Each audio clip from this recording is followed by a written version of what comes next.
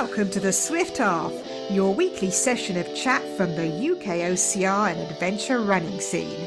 Each week, pub landlord Alan and our favourite regular Ian discuss races, runners and anything else that comes to mind.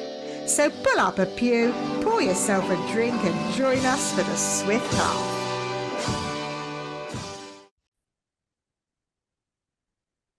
Ian, my friend, welcome to the Swift Half again. How are you? I'm great, Alan. How are you? Mid-April already. Midday, Ian. In 4 weeks' time, I will be a married man again. Oh, wow. Are you going to change your last name? I'm thinking about it. What can I change it to? I've had Alan Moore, I've had Muddy Duck. What do we think? I have no idea, but I bet you the listeners have plenty of ideas. So let us know. This is probably the earliest we've had a shout out. If you're on YouTube, let us know in the comments. If you are doing this as you're on your own and you're on Spotify or Apple Podcasts or any of the others, drop us a line to admin@ukocr.com or drop into a pub and let us know what Alan should potentially change his name to if Paula lets him. If Paul lets me. I went for a rehearsal the other day, and it was quite funny because the Vic, not Vic, it was the Reverend turned around to me and said, "So Alan," he says, "are you okay with the words?" And I went, "Yeah, I've done them a few times." Yeah, I do wonder after so many times, can we not vary it up? Like give you alternatives. A bit like when you've done exercises so many times, your coach will give you, an optional extra. Like, could they make it harder? So in other words, what you're saying to me wants me to do burpees in between me saying, "Yes, I will." Oh, yes, please. And can we have it on live stream? Can we have a live stream? Actually, talking about live stream, they're not allowed to do live stream in churches because they don't have a license. Did you know that? Wait, so a church which abides by presumably the rule of God Yeah.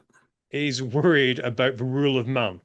About the full of man, they are. They told me that because we're having it videoed, and they were like, "You can't have it live streamed," which was quite interesting. But talking about weddings, you look like it's either you've just been to a wedding, you're going to a wedding, or because now we're on YouTube, you've decided to get dressed up. Which one is it? I thought, now we're on YouTube, it's time to smarten up a little bit. Maybe next week I'll have a tie on, then a jacket, then it'll be a dinner suit. Either that or we are recording at a time where I need to go straight to work after this because we know we record it early on a Friday. I do have work. Usually, I have enough time to get changed after we finish recording and then shoot out the door. But this time, Alan, I just need to go. I'll take the cap off and I'll leave. I'll take the cap off and I'm out the door. There we go. Absolutely bright and early on this happy Friday as this is coming out. Quick question going back to the church for a second.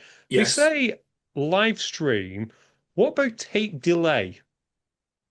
Oh, well, you see, that's what we're allowed because the whole idea is we're going to video it, and I'm not going to put it on this YouTube channel, so don't worry about that, listeners and watchers. We're not going to put it on the YouTube channel, but it's for our family. So tape delay, how long a tape delay would you have to have? 30 seconds?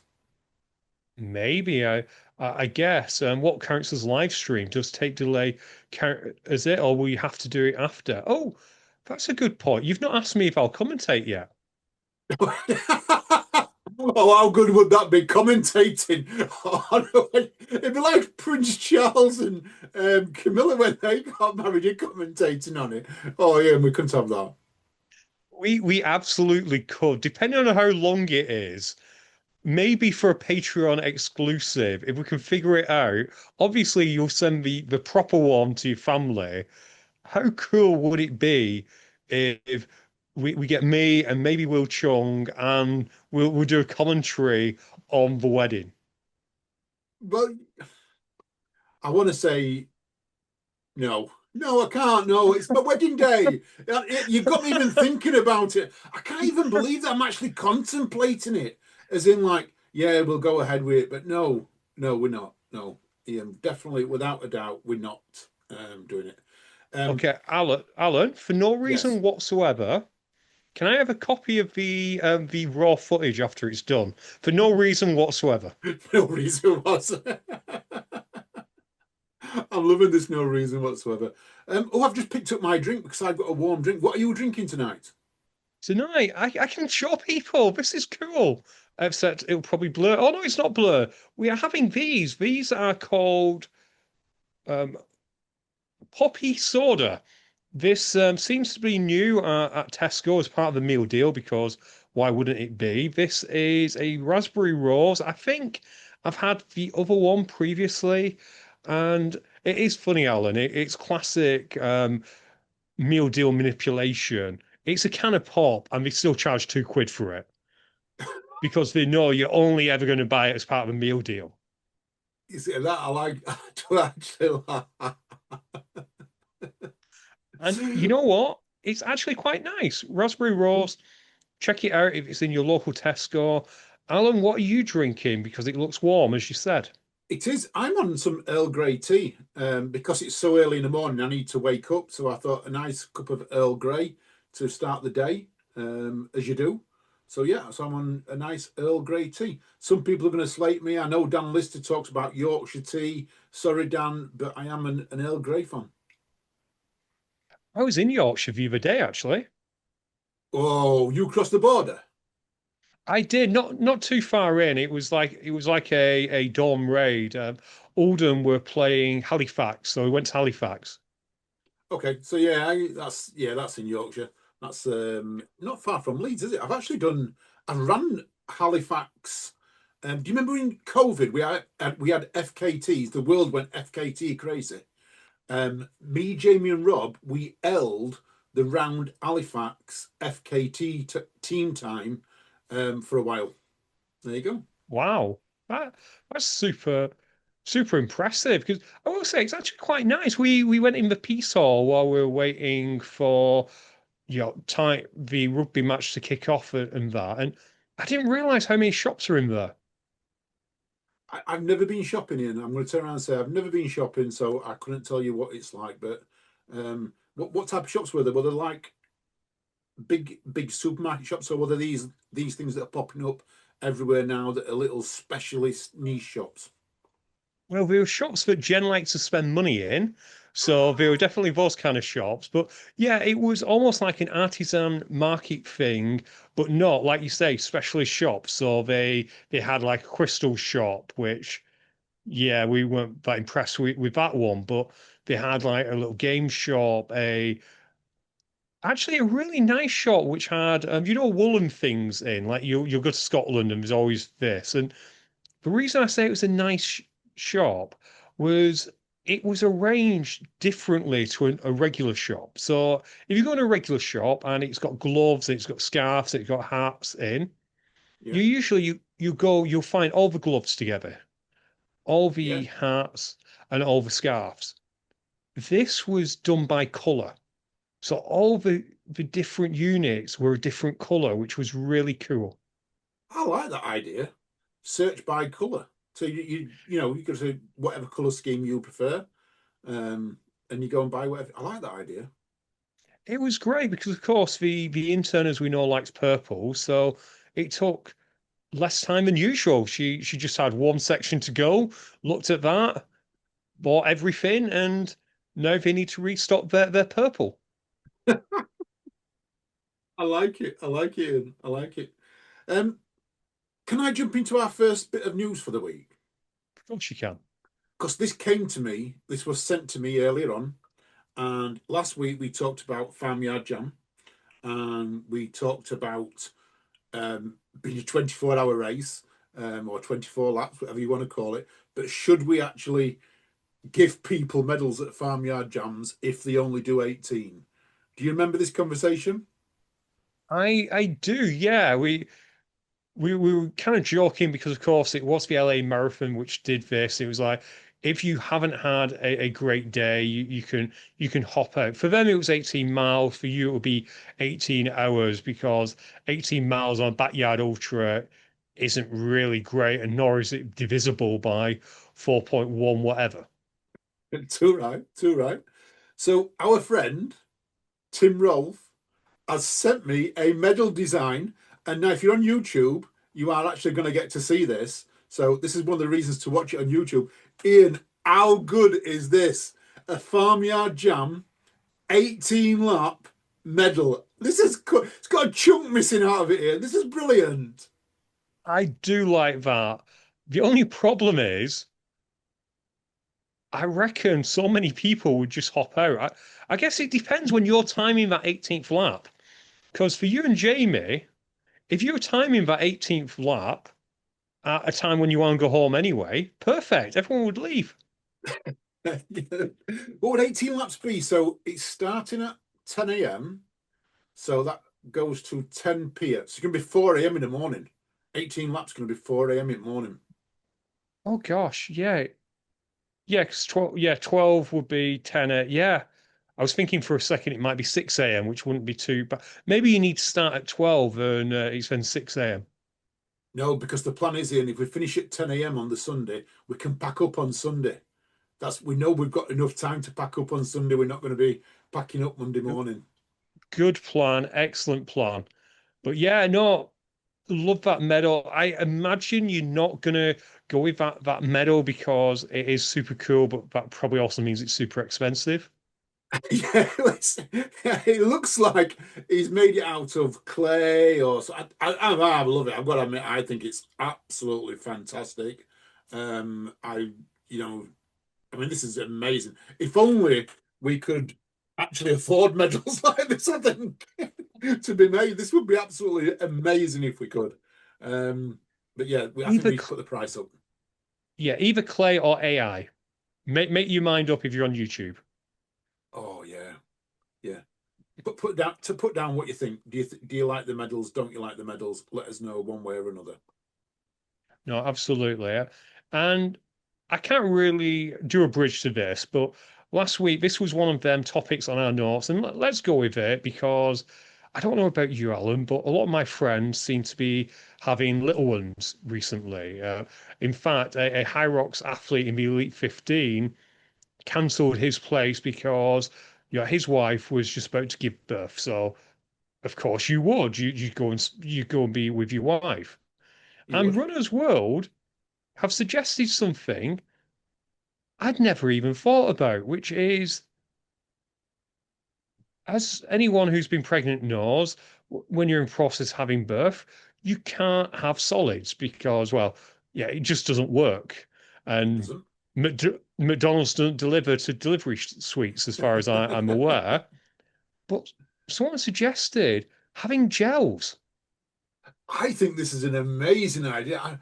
I'm surprised that this has never ever been thought of before. You know, you're getting the electrolytes, you're getting the energy. I mean, I've never given birth. And I know you haven't, but a lot of our listeners and watchers have given birth.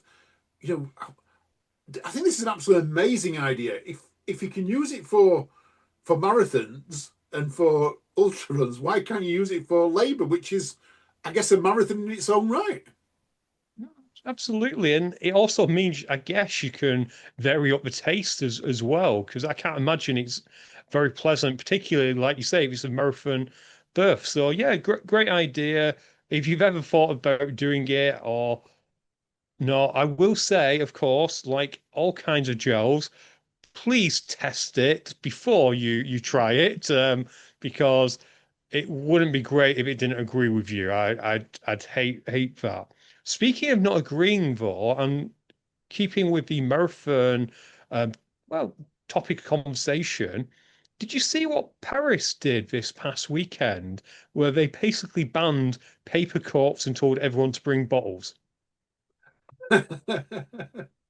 I've never ever heard of a marathon before that's turned around and said, "But you can't bring your own cup." I thought there was encouraging cups. I thought everything now was about encouraging these little cups. Salomon do them, Montaigne do them, Innovate do them. You all get a little cup attaches to your bag, you know, to your rucksack, or you fasten it around the laces on your shorts. But Paris Marathon, bucking the Yeah, trend. well, they kind of allowed that, but what they didn't have was cups available if you needed them. So they didn't have their own paper cups, they didn't have plastic bottles, and apparently it went very poorly. So athletes who like me, for example, Alan, you don't care about your time to the second. You're just getting through it. So 30 seconds here or there to quickly stop for water, that's fine. But if you're going for a PB and there's a queue to get the water, because what they did is they had effectively soda streams and the volunteers would do it, or you could do self-serve. And, it's just high pressure. So I understand the idea that if you want to be more sustainable, Yeah, absolutely, I'm all for that. But do you know when sometimes we think decisions are made on spreadsheets, particularly when it comes to pricing of stuff? yeah, yeah. That's what this was. Yeah, either on a spreadsheet or by someone who's perhaps never run a marathon, who was thinking, oh, cool, we can brag about how sustainable we are. Because I guess, well, if you're running the Paris Marathon, you better get used to running with a hydration pack from now on, and do it that way. It seems like the only way. But why do this on a marathon? Why not a 10K? A 10K, I could think, yeah, because most people, it's not a pleasant experience, but you can get through a 10K without having any water if you don't want to stop. You know, and I'm with you on that. I mean, they reckon they're going to save 660,000 bottles, not just in the Paris Marathon, but on the Parisian races which run the Paris Marathon. That's a lot of saving, you know, into. I mean, that's 660,000 bottles of water, and plastic bottles of water. But if you're saying to someone, bring your own bottle, yeah, bring your own cup, you're not really saving. You're right, Ian. This is just, it's spreadsheet crazy. Mr. Excel's done it. Absolutely. Mr. Excel's done it, but that is kind of like a technological advancement I can't quite get behind because, of course, technology to get it to the extent where runners could absolutely fill their own water bottle. Really cool, not great in practice. What was cool in practice? A blind runner finished, I believe, the Brighton Marathon, Alan, without a guide, wearing a pair of, well, smart glasses. And do you want me to set the table on this? You need to set the table on this. I've seen you put on notes about a blind runner running the marathon, but I'm thinking, no, you're absolutely wrong. But come on, give me the lowdown on this. So he was wearing a pair of smart glasses, and for those of you who don't know, these basically will, well, effectively live stream. So maybe this is what I need to go and covertly snoop it in on Alan's wedding in the future. But they allow a live stream, and he was running in a pair of these, and he had a bit of an army of volunteers working in half-hour shifts to direct him via the glasses back to a little earpiece and allowing him to effectively run the marathon.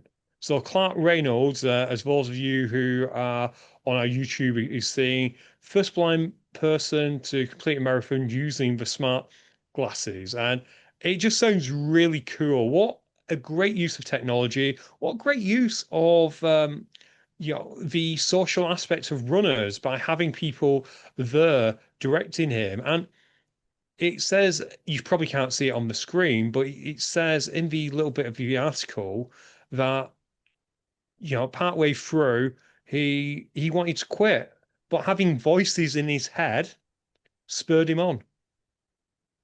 It's crazy. It is absolutely crazy. Where is technology going to take us? You know, we've got running shoes that make us run faster. We've now got where blind people can wear glasses and complete marathons without a running buddy. This is crazy. Oh, well, I guess he had running buddies, but they were all miles away, tuning in and helping it. Without making too much fun of this, do you know what it reminds me of? Go on. When you were a kid, well, when I was a kid, that TV show called Dungeon Master. Oh, I don't remember. What was Dungeon Master? I don't remember that. That was, I think it was called Dungeon Master.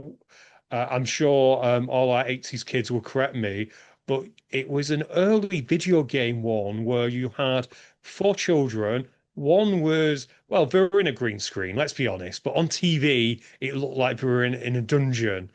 And they'd be wearing an oversized Viking helmet, Okay. and their teammates would direct them, left a bit, up a bit, up a bit, down a bit. So it's just the next natural progression of that. Hopefully, there wasn't any goblins on the Brighton Marathon course. Well, I like that. I like that. You know, that's got to be an obstacle that at some point where you've got you put somebody with blackout glasses on in some maze and you have to shout to them which side they're going. Oh, don't even shout to them, just let them try and find their way out. Yeah, just let them try and find a way out. What coming soon to Farmyard Jam 2027? Everyone's gonna complete it or not complete it within the first hour because you'll go in this maze with a pair of blackout glasses. You'll never find the start line. Alan, while we're talking running, should I just run through the other topics we've got on running? First, big shout out to Katie Joyce for raising all the money for Air Ambulance. Well done to Katie for doing that. She ran the London Landmarks Half Marathon. This is one of them races, Alan, I really want to do, and I can never get in. And I'm also too cheap to do it via a charity ticket. Have you ever seen this race? I haven't, and I actually got this wrong on our Instagram. So I've got people shouting at me now and saying to me, "Oh, it wasn't London Marathon," because I thought it was London Marathon. And I know it's coming up soon, so I was thinking, "Oh, it's the London Marathon." So I shared Katie's post saying London Marathon, good luck and things like that. Only to find out it was a London landmark marathon. What? So do they just go around and tick off landmarks? Is it like them city guides that you get, and you've got a little box that says Nelson's Column, tick, Marble Arch, tick. No, actually, it's much cooler. As anyone who's run the London Marathon or watched it knows, the London Marathon is a great half marathon stretched out to a marathon because you have that okay bit to Cutty Stark, then you head over Tower Bridge, and then you turn right onto the Isle of Dogs. And the Isle of Dogs, it's okay if you're not running. There's some great things there. There's a few because it has gone a little bit even more upmarket now. There's some cool things that they've done around there because you've got all of tech and all the finance bureaus there. So there are some cool things. Not when you're running.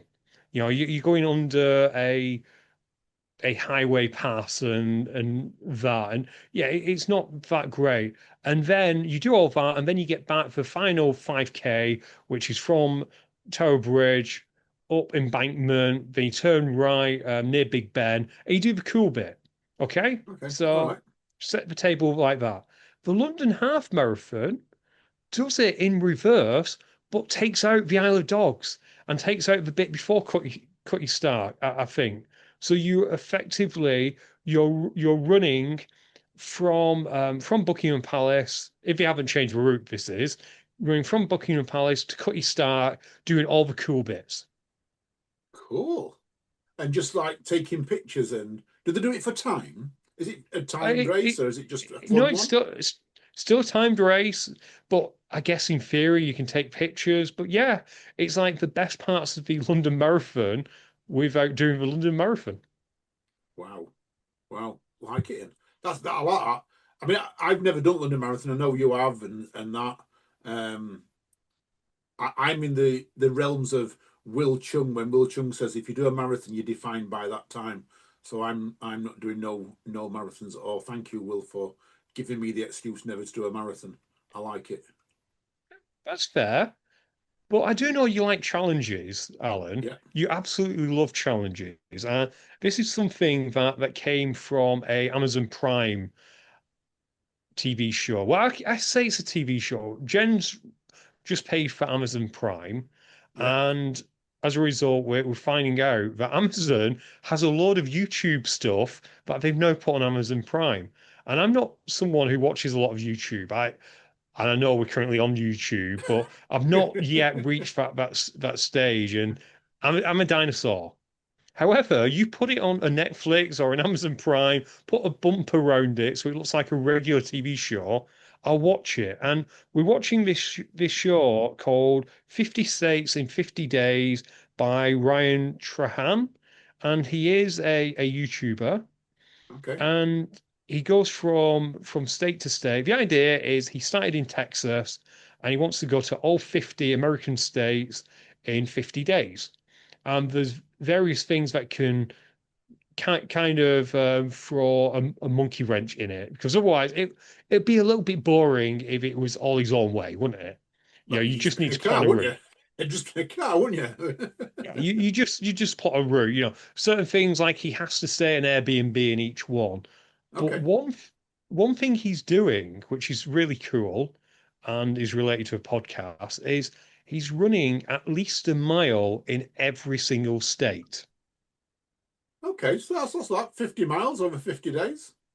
50 miles over 50 days. Sometimes he does more, so it's not that much, but it's just this cool idea of being able to say, and I'm sure people have done it, but being able to say you've ran in every single state. And that got me thinking. Go on. You're going to set a challenge for me now, aren't you? To run all the counties in England or something. Exactly. There are actually 48 ceremonial counties in England. Okay. You know, going from Cornwall right at the bottom to I think Northumberland right at the top. And obviously it would be a waste of 50 days for you to stay in each county, because some counties are relatively small. You know, you could do several counties in a day. Yeah. But Yeah. how cool would it be, because I know you're traveling a lot more, is if you were to get a map of ceremonial counties and try within next year to try and run at least a mile in each one. I like this idea, Ian. I do actually like this idea. So whenever I go anywhere, I could just stop. Yeah. Me and Paula take the caravan away. We're off down to Dorset later in the year. So all the way down to Dorset, not Dorset, Devon, sorry. While we're down there, on the way down, every county I go through, stop, run a mile, jump back in car. Paula at the side of me in caravan while I'm running down motorway. Precisely. And because it's only a mile, and this is probably why he's doing it, it will take you 10 minutes or less. So it's not like having to do a 5K, which takes it out in your day. You could literally, as you say, if you went to a service station, which happened to, I don't know, be in Leicestershire, you Yeah. could just run around the car park. It won't take you more than 12 minutes to do a mile. I'm loving this. I'm loving this idea. Ian, I'm absolutely, I think this is a fantastic idea. Are we going to do Wales and Scotland? I mean, because they're a bit out of the way, you know what I mean? Scotland's a bit out of the way, but I want to see how many we can get in this next year. So all our patrons have got to do it. All our patrons have got to do it. And let's have a Strava group. Shall we have a Strava group to see who's up there? Yeah, let's do that. Let's see. And our patrons are really intelligent people. If anyone can find like an app or anything to track this, with all the ceremonial counties, but the problem with the UK is counties are a little bit ill-defined. So going with ceremonial, because that kind of makes more sense to me. And I'll be honest, it was the smallest number according to Wikipedia. Uh, but yeah, if anyone could find a way to like track these, like a map where you can click or anything, let us know. Otherwise, I guess you can do it on the honor system. But you, for example, Alan, you should be able to get a fair few based around Barnsley. Of course, you'll have Yorkshire, and I'd need to double check, but I'm fairly sure ceremonial counties, Yorkshire is about six, I think. Maybe four, I don't know. We've got West Yorkshire, South Yorkshire, East Riding, and North Yorkshire. So, Yeah. But you might also have the Leeds Metropolitan Borough might also be counted as county. oh wow, oh, so that's another good one. And I've got the Yeah, secret race next weekend. Yeah, you and I do. know where we're going from and to now. We're going to from Chapel the Firth to somewhere near Newark, apparently. We've been given a map of 20 miles around Newark. That's where it's going to finish. So I'm going to get several counters in there. Yeah, exactly. So yeah, let's see if we can find a way to track this. It just sounded really, really cool. Because again, a mile in theory is nothing. In theory. In theory. In theory. Like you say, 10, 15 minutes for most people. 10, 15 minutes. So yeah, if you're interested, if you can find a way to track it, we're now mid-April. It's the new tax year. We were very poor at planning this because, well, I hadn't watched the show. And, ideally it would have been cool to do it April to April. But yeah, let's see how many ceremonial counties you can do at least a mile in between now and the new year. And if anyone can tell us how many counties there are in Scotland and how many counties are in Wales, again, a way to track them, and Northern Ireland, if anyone's heading that way. And yeah, I think it'd be a little bit of a nice challenge. I think it would be, and I think we need to have a Strava group and everything else, so we can all have some fun in it. And like you can put on your Strava, you put I don't know, let's find how many counties, but say there's like 130 counties, you put one of 132, two of 130, and no one will ever know what your Strava is because they don't know what it is. That's your title of your Strava, isn't it? And Alan, when you're doing the secret race, what you'd probably have to do is really time it perfectly and either do a lap or maybe have a different watch just to count that 1 mile in that particular county. Oh yeah, I've got a spare watch. Ian, you've sorted it. Spare watch. I do it on my phone. Strava on my Yeah, phone. just do it on your phone because, yeah, and I think should we say as a little bit of rules because we're just making this up on the fly, by the way, listener. Yeah, Who'd have thought I was making up on the fly? But some ground rules has to be at least a mile. The whole mile has to be in the actual county, so you can't like do that. It can be part of a larger race, but if the race goes across multiple counties, then you need to do the individual sections separately. We happy with that? cool. Sounds like absolutely brilliant. Not lots of rules. Simple rules. There we go, Ian. Run the counties. And you know what, Alan? Maybe we give a little bit of a special award at UKOCR Awards for whoever, if anyone hits all of them, or whoever hits all of them first, and failing that, whoever's done the most. Yeah. Whoever's done the most, we will sort something out. I think it's worth doing it because it's an absolutely amazing idea. Talking of awards, talking of awards, we are about to start launching our surveys in the next coming weeks. While I'm away, I'm going to launch them before I go away. The survey, so watch out for that. But nuclear racers, little post on Facebook this week, which we thought we'd give a bit of love to them because nuclear racers have supported us and everything we've done for years. So, do you want to go? Do you want to take this, or shall I take it? I'll let you take it. If you've got it, it's a bit of a small. Can you actually pull it up on screen? Because it's quite a cool post. I think we should. Without a doubt, I think we can put this up on our YouTube screen. We're pushing this YouTube thing at the minute, aren't we? To get more We people are onto YouTube. we're not going away from podcast. Don't worry. We will describe stuff. Although we did a poor job when it came to the medal earlier, so maybe we put that in the pub. But yeah, how cool are all these awards? Sadly, on the YouTube, can you zoom in at all, or is that as big as we get? Let's have a look, see if we can zoom in. And I'm pretty certain we can do something like that. Are we? Is that a better picture for you? Yeah, we're there. We go. So Cool. So they what a put a bit of journey. a timeline in. Yeah. 2011 was the first nuclear race event. I never knew that. I thought it was earlier than that. Yeah, I didn't realize it was 2011. I actually thought it was more recent. I thought maybe 2014, but yeah, so in 3 years, they then got three awards and then four awards in 2015.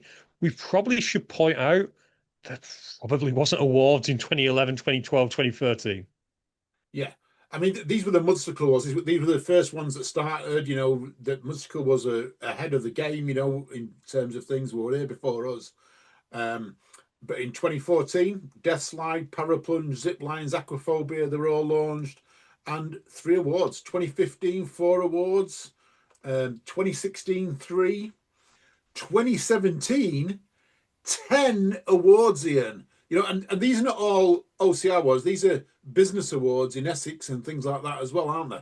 So, I mean, 10 awards, that's absolutely fantastic. 2018, 6 awards. 2019, 3 awards. 2020 is when COVID hit, weren't it? So it was like, you know, no one got anything then. But Nuclear put their first socially distanced race on. They kept the dream alive. They did. And then I want to say 2021, I want to say they're our awards. These are our awards going forward. So, or some of them are, not all of them, some of them are. 2 in 2021, 4 in 2022, 4 in 2023, 2 in 2024, and 4 last year as well. I mean, this is absolutely amazing. You know, we talk about nuclear races and how good they are. If any of our listeners have never been to nuclear races, you've got to go. It is one of them must-do events, isn't it? Yeah, now that, Tough Guy is sadly a fading memory, I've got to say, nuclear races and nuts are kind of like the bucket list events that if you're an OCR competitor in the UK, you kind of want to go and do them. Dirty Weekend at the Hall was probably also that as well. And as we talked on a previous episode, something's coming back there very, very soon. So again, you might want to try that. But yeah, as the main two big races, which are in a fixed location, definitely you need to go and do if you can. Go and see Mr. Zebedee. Mr. Zeppeli. Oh, Nuclear's got a new obstacle as well. Have you seen their new obstacle? I heard rumors. I've not looked at it. So they have launched a new obstacle. It's a bit of a balance beam, but with a Zebedee twist on it, Ian. So it's planks of wood. It's called Tremor Tracks. Shall we put a little video up for our people to have a little watch of it? Because we can get it Yeah, by all means. on our Yeah, screens, I we better believe. commentate over it though. Yeah. So, so here we go. So it is called tremor planks, and it's basically planks that wobble, or tremor tracks it's called, planks that wobble as you're going across them. As you can see, the guy there is going really, really slow, but lots of people, I mean, this is kids testing it out, but people falling off it. This is a fun obstacle, but it's also going to be quite difficult, Ian. Yeah, I love this because I often say obstacles like that are underrepresented in the UK. We get lots of monkey bars, lots of hanging obstacles, and they do have a little bit of a buy-in. You have to have a certain skill level. Yeah. Pretty much anyone can do that, as in they can at least start it. Whether they can finish it or not, who knows? But yeah, love it. Great thing about nuclear races. Whilst we're talking Nuclear Fit did a teaser that big news is coming. So keep an eye out for that. It was in relation to their 20th of July race. I believe I might have got that date wrong. Their July race. I'm not going to look it up because it will take me a while. But their July race, something big's coming. So check that out. Whilst we've detoured into Fitness Race Corner, we might as well talk fitness racing. So as this is coming up, I hope you all enjoyed the High Rocks final major of the season last night on Thursday, the solos. You know what, Alan? I know some people might watch it later on today. Even though it was at 6:30 and 9 o'clock UK time. I don't want to offer spoilers, so we're not going to spoil it. Just going to say great race, catch it, and we'll cover it next week when we're sure we're not going to spoil it for anyone. You happy with that? Happy with that, Ian? Happy with that? So we've got that. Of course, if you're watching this as it comes out, YouTube tonight, High Rocks doubles race will be on, so definitely keep an eye out for that. We have the biggest ever recently, the biggest UK Deadly Dozen last weekend in Macclesfield. Over 1,000 athletes, Alan. Wow, growing into it. Deadly Dozen is, you know, it's the race that's growing big time. It is, and I kind of like that they've capped it at that in a way. It would be very, very easy for Jason to put more weights and stuff out there. There is capacity to put more people on that racetrack, but and this isn't a shade at any other race. He tries as hard as he can to give everyone the same race experience. I will say there were times when the racetrack was really busy, but because it's a racetrack, you can just head outside and it's obvious where there's space. So great event. We had the Four Seasons, which sadly wasn't a pizza, although there was pizza there. But yeah, it was interesting. I was I was very thankful for the media gazebo, and I'm not ashamed to say I didn't get wet at all. But I do feel sorry for everyone out there, and much better people than me who were all you're all out there competing in Four Seasons, and yeah, we had a few world records as well. Oh wow. Tell me who. Tell me more. Yeah, we had Rachel Hodgkinson and Nat Crompton set a new female doubles pairs world record, which is absolutely fantastic. We also had David Parkin and Chad Hedford, who set a new male pairs record, and Rachel also set I believe, a female solo record, even though she got a penalty for going to the exercise in the wrong order. Oh Um, no.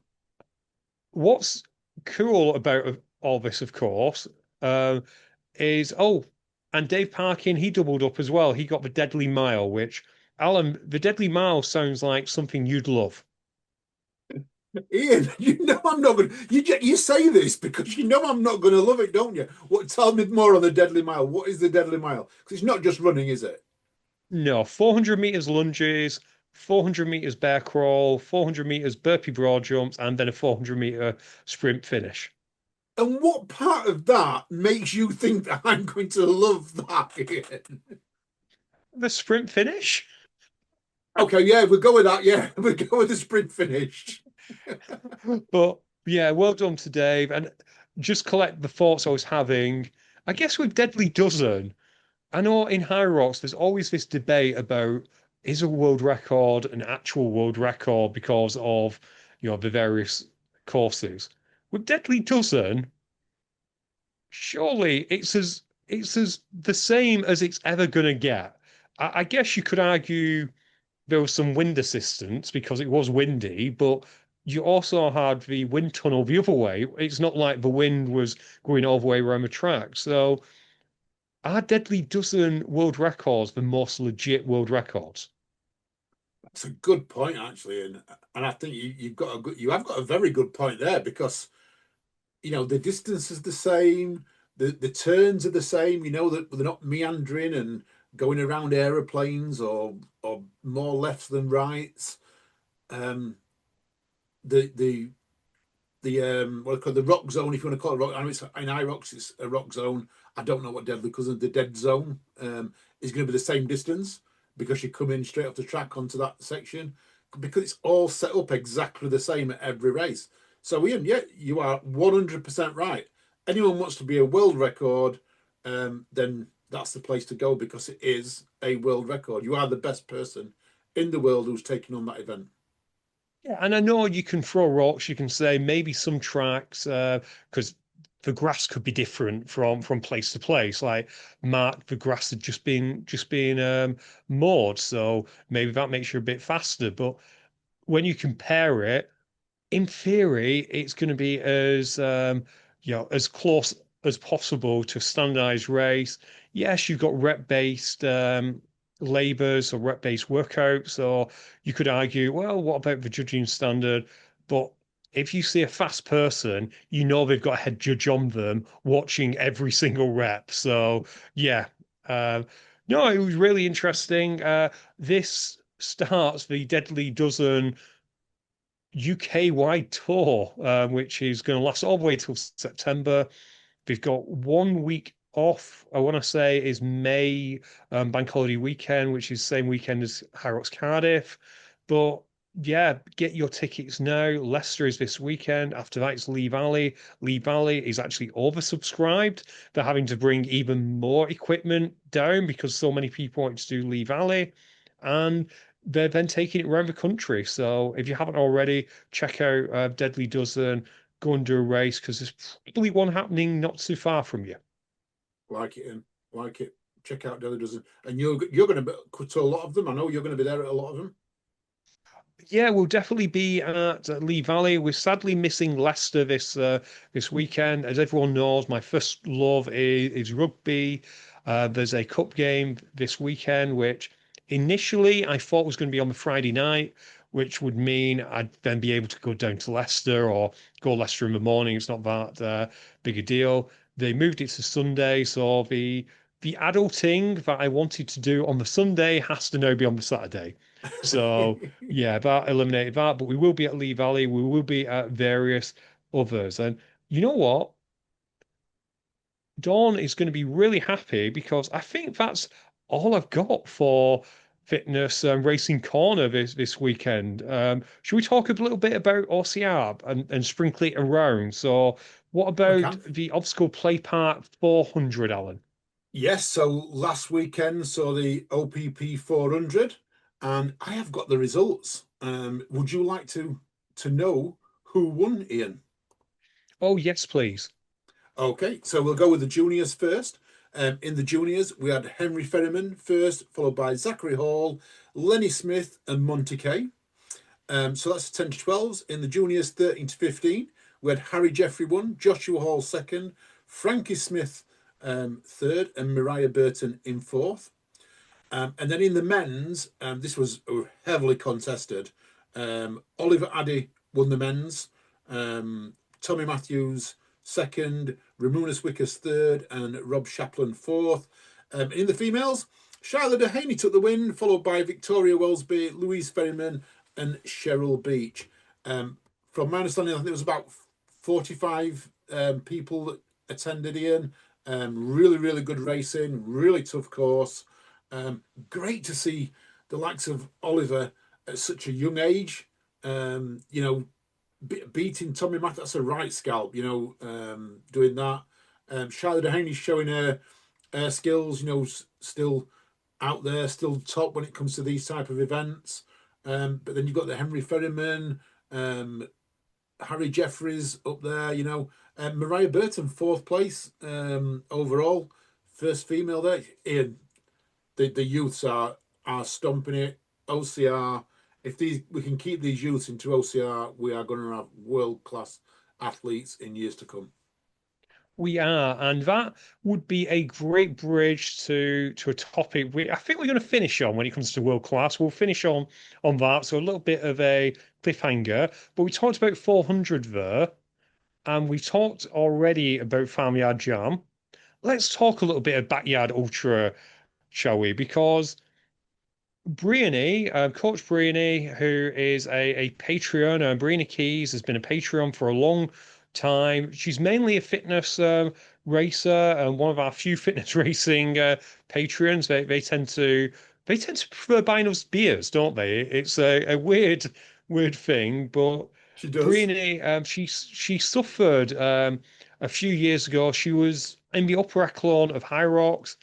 And then she went to Australia for a bit of it wasn't a camp, she was going to be out there for the summer, train really hard, and had an unfortunate accident which, well, shattered her leg basically. But she's back in that she isn't yet in High Rocks. She has rehabbed. She's now running, and she was the last woman standing. So she didn't win, but she was the last woman standing of the G1M last man standing competition over in America with 37 yards. Alan, to Absolutely come amazing. back, yeah. What a comeback. All I can say, Brian, absolutely amazing this. Coming back from your injury, and going out and doing 37 hours. So I mean, some people are going to say 37 hours, it's 37 hours. That's, what's that? But that's 159 miles, Ian. That's, we're not talking, that's the perspective I want to put it into. 159 miles she's ran.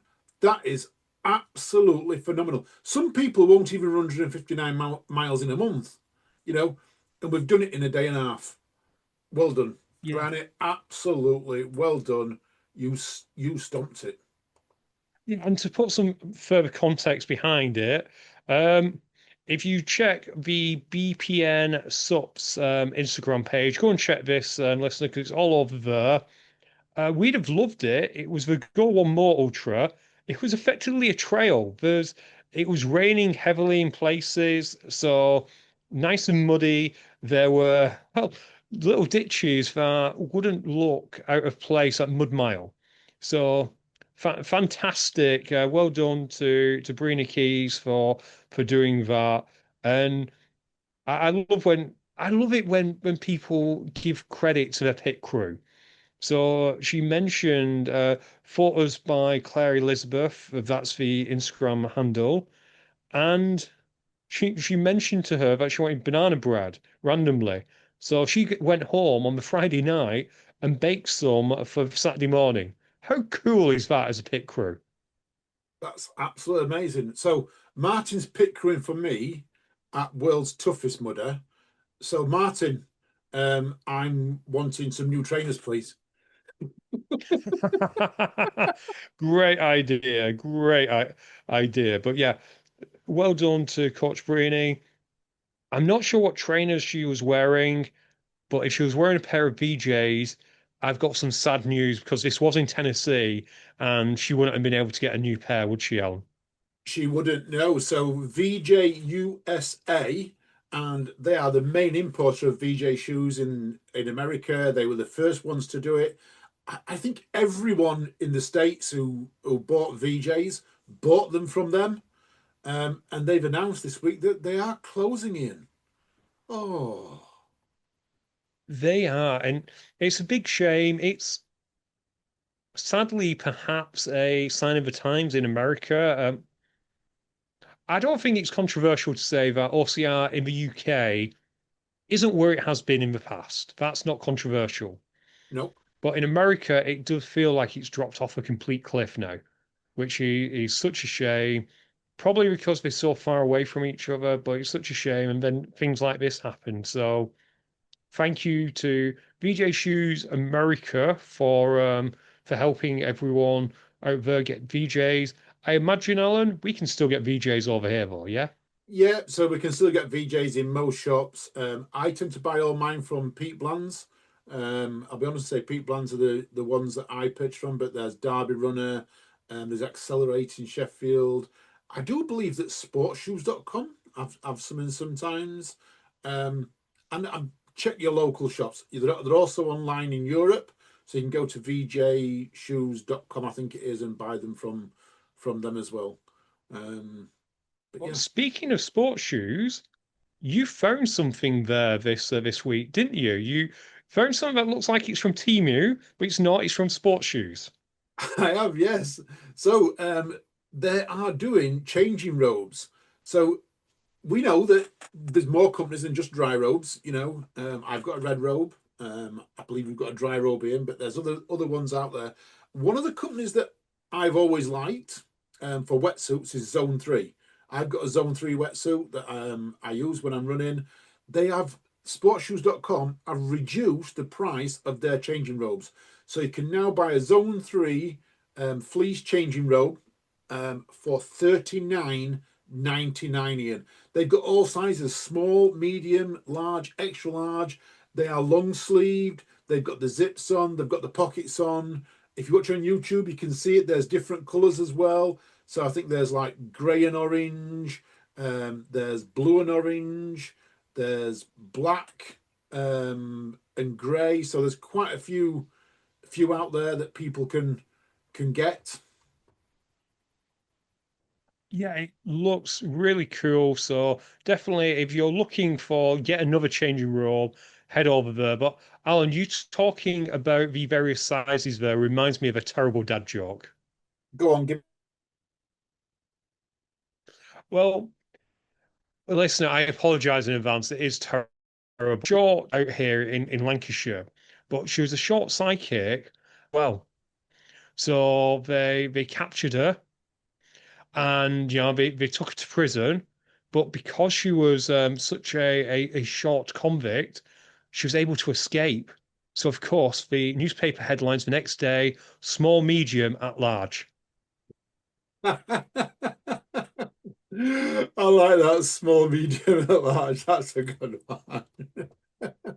Oh God, the old ones are the worst. Maybe the best. Who knows? Alan, I think we can go to our last topic of the day. Actually, I know we've got a couple of other things. Like, well, I'll just briefly mention that Spring Wolf Run is coming a week on Saturday. Good luck to anyone there. And if you're going to be there at Spring Wolf Run, not this Saturday, Saturday after, get in touch because it's been a while since we've had someone on the show give a bit of a review of a race. So if you're going to be there, get in touch. You can pop on if you want, or you can just give us a voice note. But If anyone who wants to go, Ian, anyone who wants to go in the Obstacle Course Racing UKOCR Facebook group, that's the one with 15,000 people in. There's a few tickets for sale in there by people who can't go, and they're going for some of them are going for really cheap. I think I saw them the day for £20. So £20 for an OCR. People just want to get a little bit of the money back. Check it out. They are legit, and I can tell you they're legit because the reason is that Wolf Run tell people who want to change tickets to go and advertise them in our group. So, but do your due diligence. Couldn't get my words out then, Ian. I'll messing up. Do your due diligence and just check with Wolf whether it's a genuine ticket before you send any money to people, and always pay via PayPal so you can get your money back. absolutely, always pay in a way you can get your money back. And don't be tempted to say, well, yeah, do due diligence. But the big news, Alan, is I know this is not really news. We knew it was coming, but it now feels realer than it ever has. OCR as part of pentathlon is gonna be in the Olympics because the dates have now been confirmed. They have been confirmed in on July the 15th and 18th at, I'm going to try and butcher this name, Sepulveda Basin, which is 7 miles north of LAX. I think LAX is the airport, or is that just another name for Los Angeles?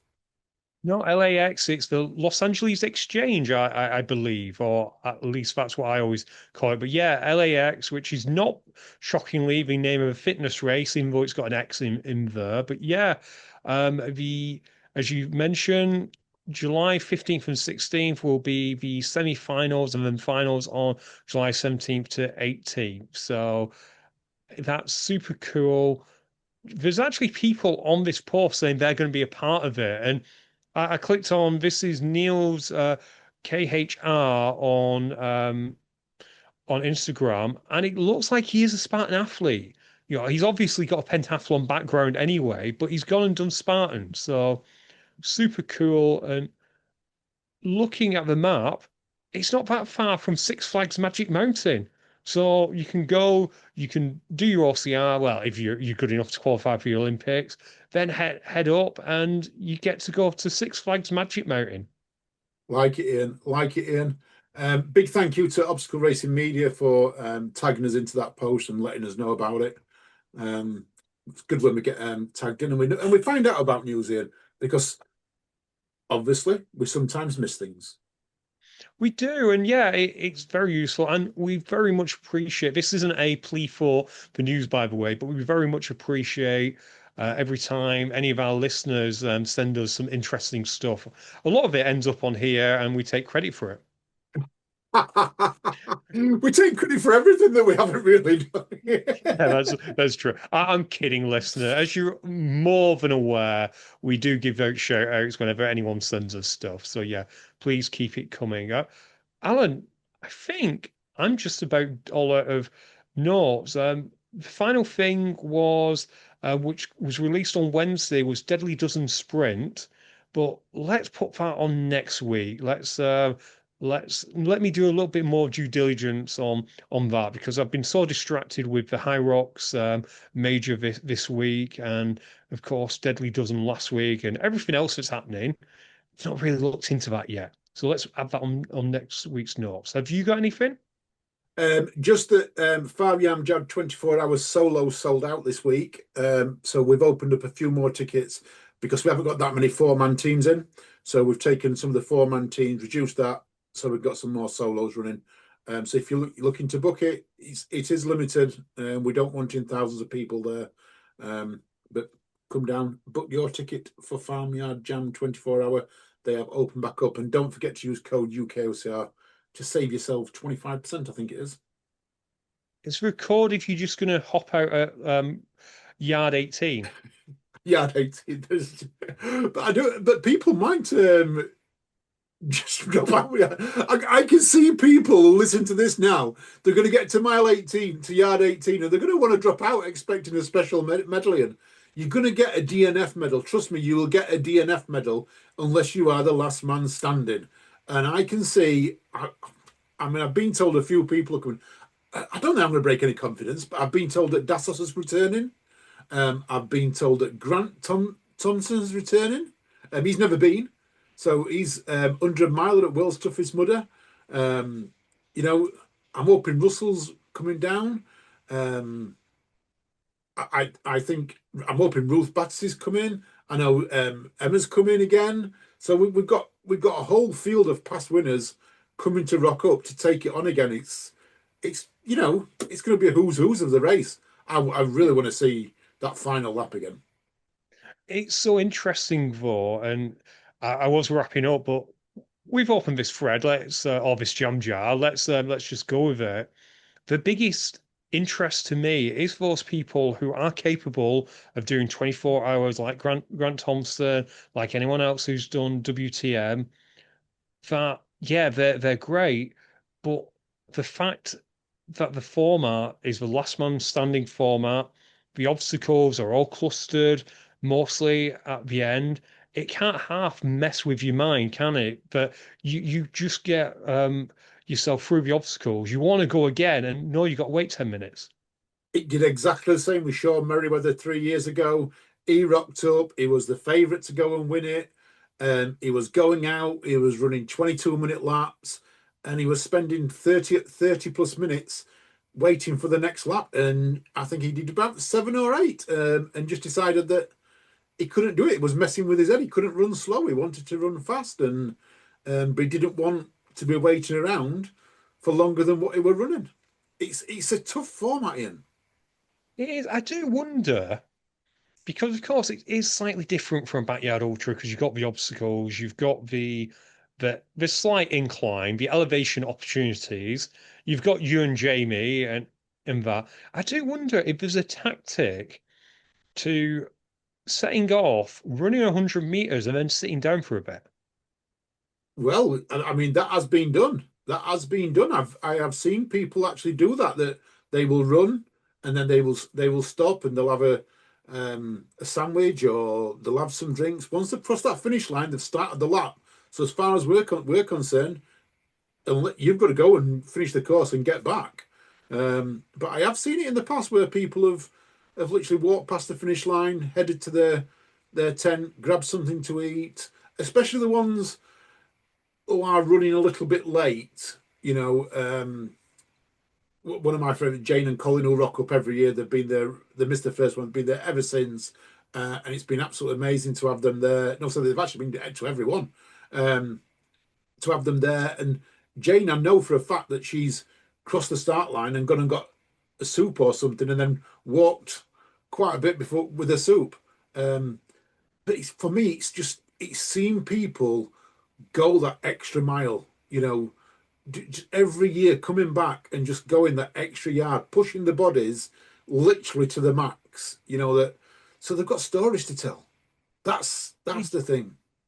They do, and it's all about stories. And listener, as Alan mentioned, you go that this isn't a hard sell, but you go that extra mile, pick up your phone, log on to the Overlord website, use the code UKOCR, and pray that there's still tickets available, because I don't think there will be for very long. And with all that being said, I'm going to say it's goodbye from me. And listeners, thank you for listening, or thank you for watching if you're watching on YouTube. It's great to see our numbers were up last week. You take care, you stay safe, you keep on running, and we'll speak to you all soon. Bye.